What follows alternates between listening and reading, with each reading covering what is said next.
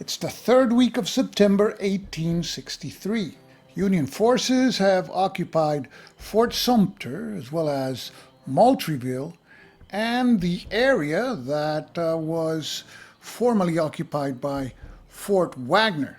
In addition, the Union has deployed their huge Parrott gun, also known as the Swamp Angel, at L6 on Morris Island. And the Swamp Angel has been bombarding Charleston. And the rebels want to put an end to this. The rebels launched attacks against Vodge's brigade with Anderson and Walker's brigade, and currently a furious battle rages on in L6. The Union has one MSP and the advantage during this week. The Confederates need MSPs in order to organize their attacks against Vodge's brigade. We roll 1d6 for each side. And the Union rolls a 2. They will receive 2 additional MSPs. The Confederates rolled a 6, and they will receive 4. And unless the Union uses the advantage to re-roll one of these dice, the Union will have 3 MSPs this turn and the Confederates 4. The Union will use their advantage to re-roll the Confederate MSP die. So we roll 1d6. This time the roll is a 4, and the Confederates receive 3 MSPs instead of 4. And so each side will have 3 MSPs, and the Union does not have the advantage anymore. The Union wishes to amphibiously assault L17. However, if it does so with Strong's brigade and uses the whole brigade, it will leave L5 empty, in which case units from Walker's brigade, which are more numerous than the Union forces of Vodge's, could be moved individually to L5, and the Union would lose that objective. So that means that Strong's brigade cannot be used for the amphibious attack.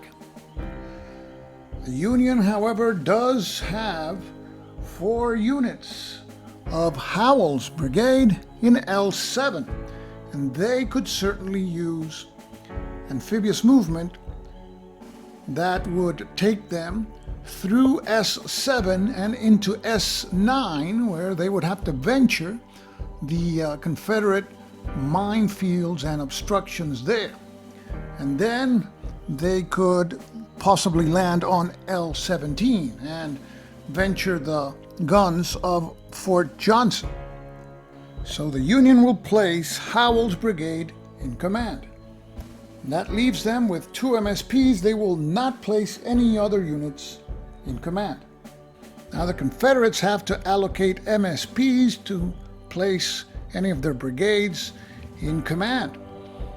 And the Confederates, obviously, if L17 is attacked amphibiously, they have Anderson's brigade in L16 that could attack those Union forces, or Walker's brigade could be activated. However, the Confederates only have 3 MSPs. One has to be used to place a brigade in command. That leaves 2. And by placing a particular brigade in command, the 3rd MSP could be used to activate it for a second time.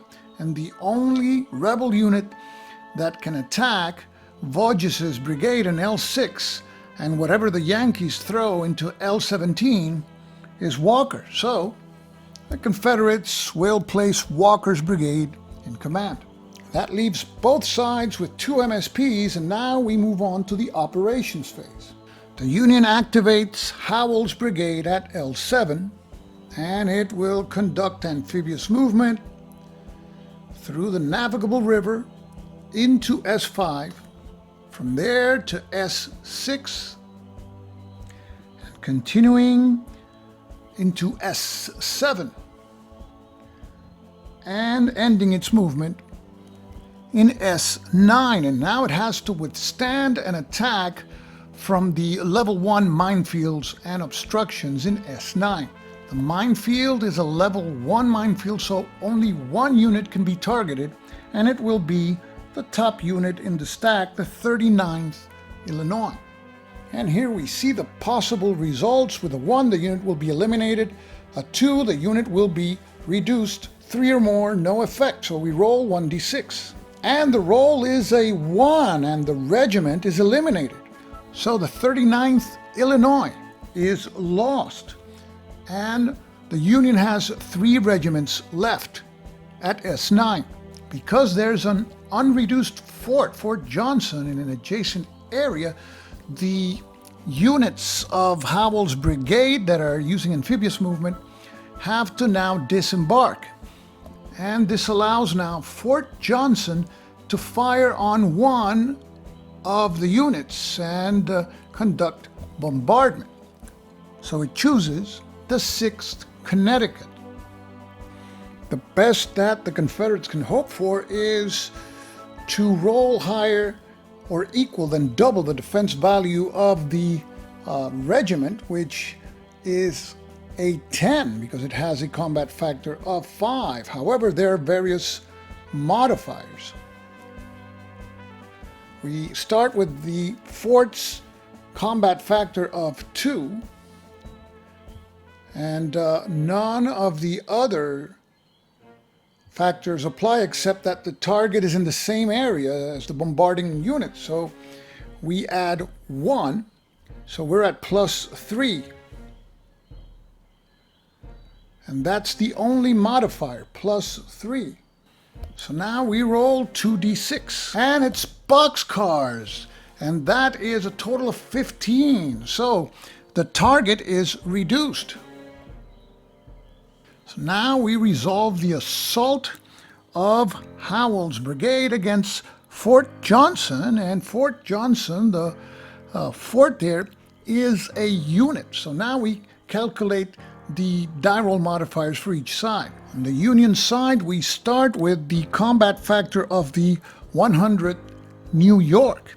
So we start with 5, and there's 2 additional units. So we're at 7, and all units are from the same formation.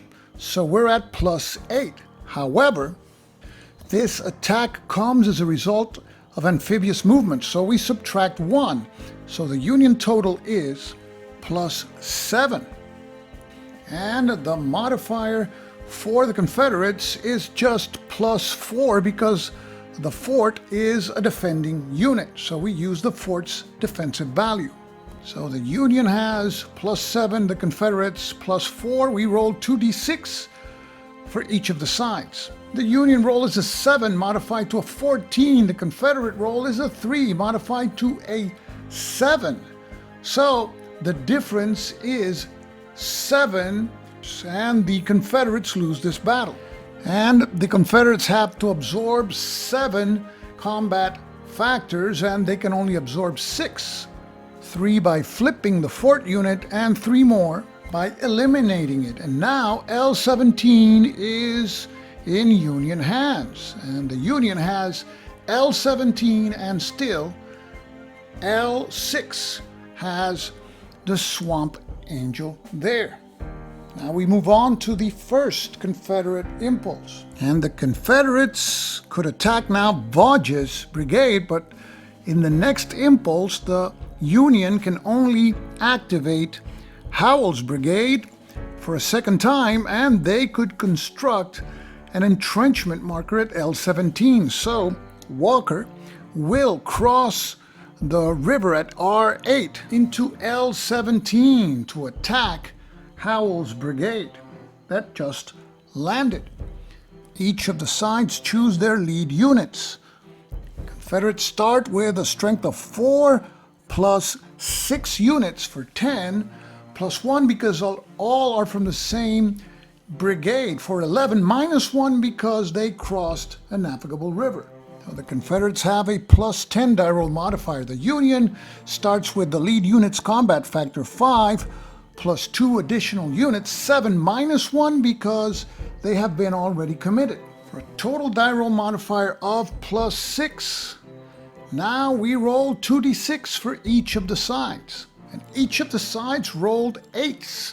So the Confederates have a total strength of 18 and the Union 14. So the rebels win this fight. And the Union has to decide how it will spend or absorb these 4 casualty points. If it retreats all 3 units, it will only spend 3. So that means that the Union has to reduce at least one of its units, and it will reduce the 100th New York. And that absorbs 3 of the 4 casualty points. They can have to retreat now one of their units to satisfy the last casualty point. And it will be the 6th Connecticut, and it will retreat across R8 into L6, and because it retreated, it earns an additional level of commitment. So the battle still rages on at L17, and Walker's brigade has now a -1 commitment marker. And that's the end of the first impulse. We move on to the second Union impulse. And the only units that the Union can activate are the 2 units at L17. And it will do so. The units will activate to construct a level 1 entrenchment. For that, they need just 5 combat factors. They have 8. And that's the end of the second Union impulse. And the Yankees have no more MSPs. Now to the second Confederate impulse. And the Confederates can only activate Walker's brigade. It's now or never to finish off Howell's brigade at L17.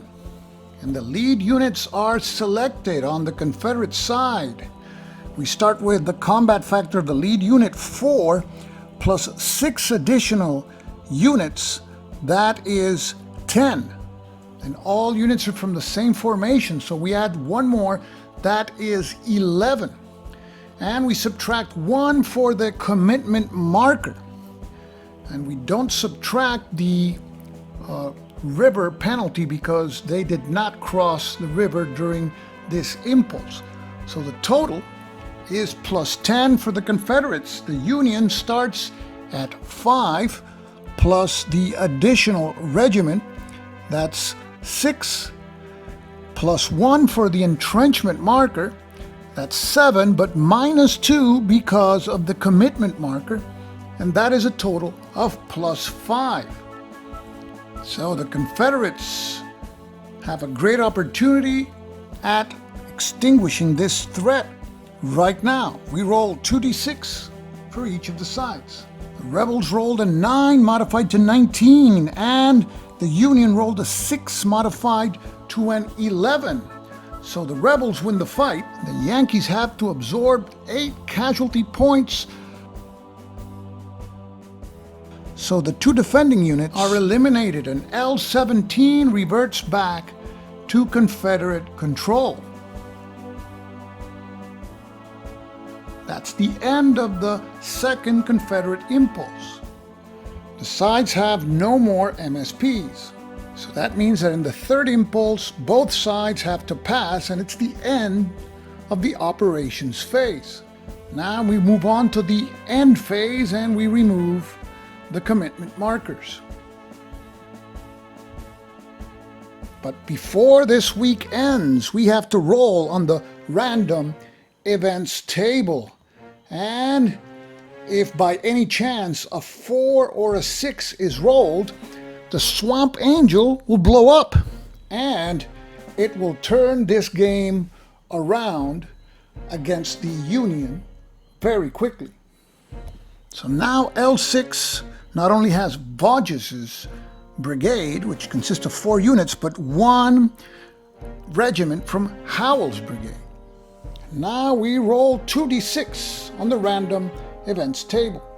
And the roll is an 8. Union signals red. The Confederates can either take the advantage from the Union player in the next turn or decrease the sunset dice roll for all impulses by 1 in the next turn. The Confederates will have the advantage anyway next turn, so they will decrease the sunset dice roll, but it is very unlikely, as you have seen, that that will become even a factor in this game. Most of the turns last a maximum of 3 action rounds. So it's the end of the 3rd week of September, and we move on to the 4th week and the last turn of the game. The Confederates need to push the Union out of L6 or hope that the Swamp Angel blows up in the last random events phase of the game.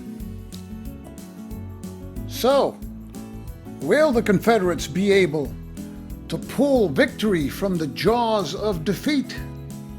Will the Swamp Angel blow up? Will the Union forces withstand the furious rebel assault that will come upon them? Stick around for the last turn and last week of A Gate of Hell. This is Stuka Joe, signing off for now. Thanks for watching.